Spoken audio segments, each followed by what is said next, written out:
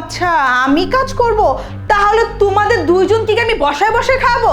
এই শোনো, আমার বাপের না এত জমিদারি নাই যে তোমাদের দুইজনকে বসায় বসায় খাওয়াবো আমি। আমার এখানে থাকতে হলে, আমারটা খাইতে হলে আমার কাজ করে খাইতে হবে তোমাদের। তুমি কি কইতেছ? আমার মাকে এই বাড়িতে কাজের বিনিময়ে খাওয়ান নিব? আমার মাকে এই বাড়ির চাকরানি? এই শোনো, আমি কিন্তু একটা বারো বলি নেই তোমার মা চাকরানি। আর তাছাড়া তোমাদেরকে তো আমি খাওয়াচ্ছি, মাঝে মাঝে টাকা পয়সাও দিচ্ছি। তো তার বিনিময়ে যদি আমার কিছু কাজ তোমার মা করে দেয়, তা থেকে তাকে চাকরানি হয়ে গেল? হ্যাঁ, এই তুমি এত বড় বড় কথা কেন বল? তোমার সমস্যাটা কি? শোনো, আমার মা কোনো চাকরানি না। তোমার বাড়ির কাজ তুমি নিজে করবা। আমার মা এই বাড়ির কাজ করতে পারবো না, পারবো না, পারবো না। এই শোনো, তোমার মাকে যদি কাজ করতে না দাও, যদি সে কাজ নাই করতে পারে, ওকে ফাইন, আমিও তোমাদেরকে খাওয়াতে পারবো না। এই খাউন কি তুমি দাও? খাউন তুমি দাও? খাউন দেয় আমার ভাই। আমার বাইরে মায় টাকা দিয়ে বিদেশ পাঠাইছে। মায় নিজের ঘর জমি বিক্রি করে বিদেশ পাঠাইছে। তুমি পাঠাইছো? তুমি তো তোমার বাবার বাড়ি থেকে আনো না। আমার মা আইন না তারপরে বিদেশ পাঠাইছে। আমার মা খাইবো না, খাইবো কে? আমরা খাবো না, খাইবো কে? তুমি খাইবা? এই শোনো, বড় বড় কিন্তু কথা বলবো না। বিদেশ কি টাকা উড়ে নাকি যে বিদেশ গেলে টাকা পাঠাতে পারে? আর তাছাড়া তোমার ভাই তো এখনো কোনো কাজই পায় নাই, টাকা পাবে কোত্থেকে?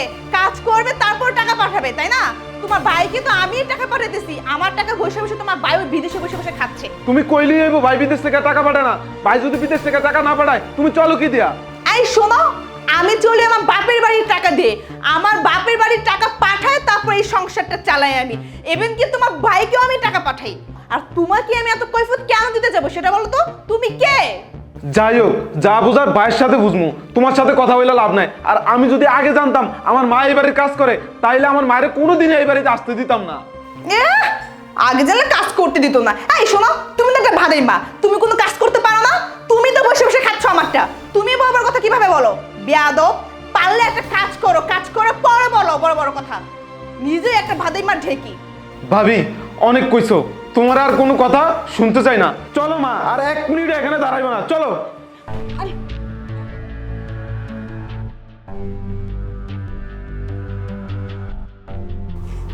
কি বললো বিপ্লব? ও যদি কোনোভাবে আর ভাইয়ের সাথে যোগাযোগ করতে পারে, তাহলে তো সর্বনাশ।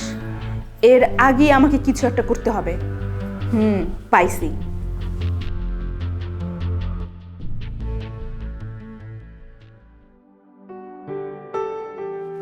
আরে ইসমাইল, আরে বাবা কেমন আছো তুমি? এই তো আলহামদুলিল্লাহ ভালো আছি। কাকা আপনি কেমন আছেন? মাশাআল্লাহ মাশাআল্লাহ। তবে বাবা বিদেশ তো কবে আইছো? এই তো কাকা 2 দিন হইলো আসলাম। ও 2 দিন আইছো? তো তোমার মার সঙ্গে কি তোমার দেখা হয়েছে? না কাকা, মার সাথে এখনো দেখা সাক্ষাৎ হয় নাই, দেখা সাক্ষাৎ করি নাই। ও তোর মার সঙ্গে